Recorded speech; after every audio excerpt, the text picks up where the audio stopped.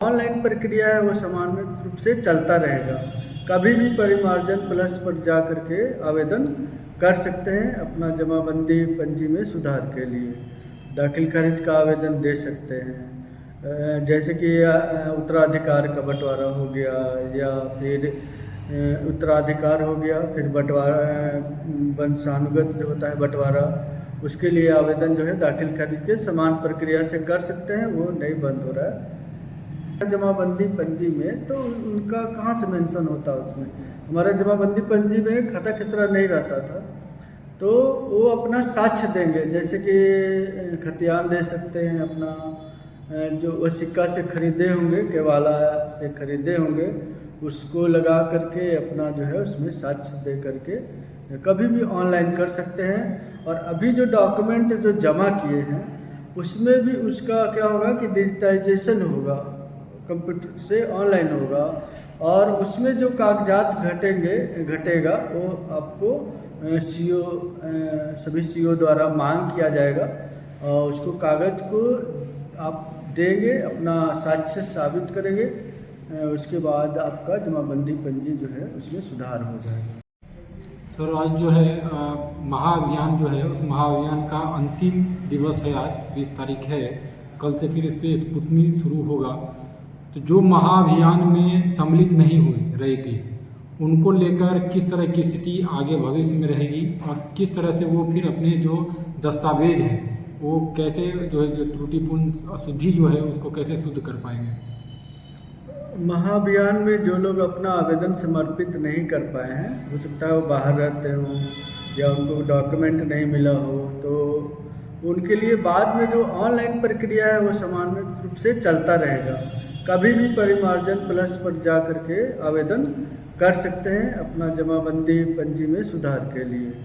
दाखिल खारिज का आवेदन दे सकते हैं। जैसे कि उत्तराधिकार का बंटवारा हो गया या फिर उत्तराधिकार हो गया, फिर बंटवारा वंशानुगत जो होता है बंटवारा, उसके लिए आवेदन जो है दाखिल खारिज के समान प्रक्रिया से कर सकते हैं। वो नहीं बंद हो रहा है। जैसा कि हम देख रहे हैं कि कई खाता जो पहले की जो जमाबंदी आ रहे हैं, जो जमाबंदी पंजी वितरण हुआ है उसमें खाता और खसरा जो है वो 0-0 आ रहा है। पूर्व में रजिस्टर 2 में भी खाता खसरा मेंशन नहीं है, तो उसको लेकर क्या करना होगा? तो जिनका खाता खसरा मेंशन नहीं था जमाबंदी पंजी में, तो उनका कहाँ से मेंशन होता उसमें? हमारा जमाबंदी पंजी में खाता खसरा नहीं रहता था, तो वो अपना साक्ष्य देंगे। जैसे कि खतियान दे सकते हैं अपना, जो वो सिक्का से खरीदे होंगे, केवाला से खरीदे होंगे, उसको लगा करके अपना जो है उसमें साक्ष्य दे करके कभी भी ऑनलाइन कर सकते हैं। और अभी जो डॉक्यूमेंट जो जमा किए हैं उसमें भी उसका क्या होगा कि डिजिटाइजेशन होगा, कंप्यूटर से ऑनलाइन होगा, और उसमें जो कागजात घटेगा वो आपको सीओ सभी सीओ द्वारा मांग किया जाएगा, और उसको कागज़ को आप देंगे, अपना साक्ष्य साबित करेंगे। उसके बाद आपका जमाबंदी पंजी जो है उसमें सुधार हो जाएगा। महाअभियान के दरमियान हम लोग देख रहे थे कि जो राजस्व विभाग का पोर्टल है, इसमें चाहे वो खाता खसरा को लेकर हो या भू अभिलेख को लेकर हो, वो पूरी तरीके से सर्वर उसका डाउन चल रहा था। लोग अपनी जानकारी जो है वो निकाल नहीं पा रहे थे। अभी क्या स्थिति है सर्वर को लेकर? वो तो जमाबंदी पंजी आपको वितरण हो ही रहा था। जितना जमाबंदी पंजी में आपका था वो सब, सिर्फ वही नहीं वितरण हो रहा था जो 2017 के बाद हमारा ऑनलाइन हो गया है, तो उसके बाद जो भी दाखिल खारिज हुआ था उसका नहीं बढ़ रहा था। जो पोर्टल जो डाउन चल रहा था, उसमें लोड बहुत बढ़ गया था ना, उसके कारण जो है थोड़ा धीमा चल रहा था। लेकिन रात में चलता था। हम लोग भी अपना कोर्ट का काम करते हैं, तो उसमें देखते रहते ना कि किसका कौन सा है, तो चलता था। लेकिन उसमें थोड़ा सब्र रखना पड़ता था, थोड़ा धीमा चलता था। अभी दाखिल खारिज को लेकर हम लोग देख रहे हैं कि उसका भी पोर्टल जो है वो सर्वर डाउन चलता है। तो दाखिल खारिज में एक तो हम लोग देख रहे हैं जो कि पहले था जो कि डायरेक्टली नंबर दिया जा रहा था वार्ड संख्या, अब टेम्पोररी नंबर दिया जाता है। हम लग रहा है कि महीनों दिन जो है वो कर्मचारी के पास पेंडिंग रहता है। क्या समय सीमा और किस तरह से ये पूरी तरीके से जो टेम्पोररी नंबर और फिर उसके बाद वार्ड संख्या?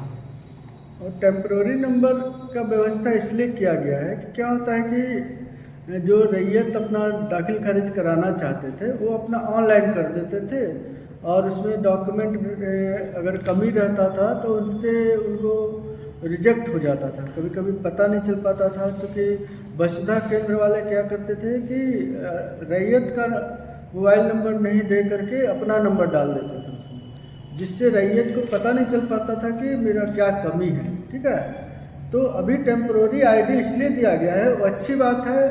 मेरे परिवार का भी जब होता है तो उसी तरह से होता है, किसी का भी उसी तरह होता है। तो उसमें है कि अगर कोई कागजात आपका घट रहा है तो फिर आपके पास वापस करेगा कि आप फलाना डॉक्यूमेंट जो है उसमें लगाइए। कि ऐसा है कि जब हमारा मॉडल रजिस्ट्रेशन लागू हुआ तो उसमें कॉलम 5 में जो है अपना जमाबंदी नंबर डालना होता है, जिससे आप खरीदे हैं उसका जमाबंदी नंबर डालना होता है।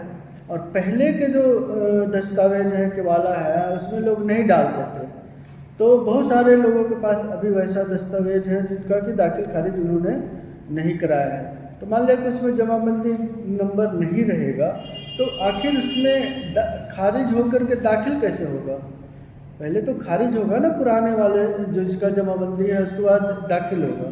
तो जमाबंदी नंबर मान लिया नहीं रहेगा तो वो जो है टेम्प्रोरी आईडी के माध्यम से उसको वापस करके ले सकता है। और अगर उसका पूरा डॉक्यूमेंट उसमें जमा हो गया और एक बार टेम्प्रोरी आईडी से परमानेंट आईडी में चल गया तो रिजेक्ट होने का चांसेस नहीं रहता है। कहें तो परिवारजन को लेकर लोगों में जागरूकता की कमी के कारण हर हलका पे 4-5 दलाल बिचौलिया पाए जाते हैं और उनके शिकार हो जाते हैं जो इनोसेंट व्यक्ति हैं। क्या कहेंगे इस पर डीएम साहब? तो सूचना हमें नहीं मिला है, लेकिन अगर है तो उसमें जो है हम लोग तो उसके लिए जिम्मेवार नहीं है, खुद जो है जाकर के फंसते हैं लोग जो है। कई पूरा रेवेन्यू डिपार्टमेंट का पूरा व्यवस्था ऑनलाइन है, ऑनलाइन के माध्यम से अपना। लेकिन कर्मचारी जो हैं वो कर्मचारी के माध्यम से ही वहाँ मुंशी को रखा जाता है जो उनके लोग होते हैं। ऐसा कोई सूचना हमको नहीं प्राप्त है, हुआ तो कार्रवाई करा जाएगा।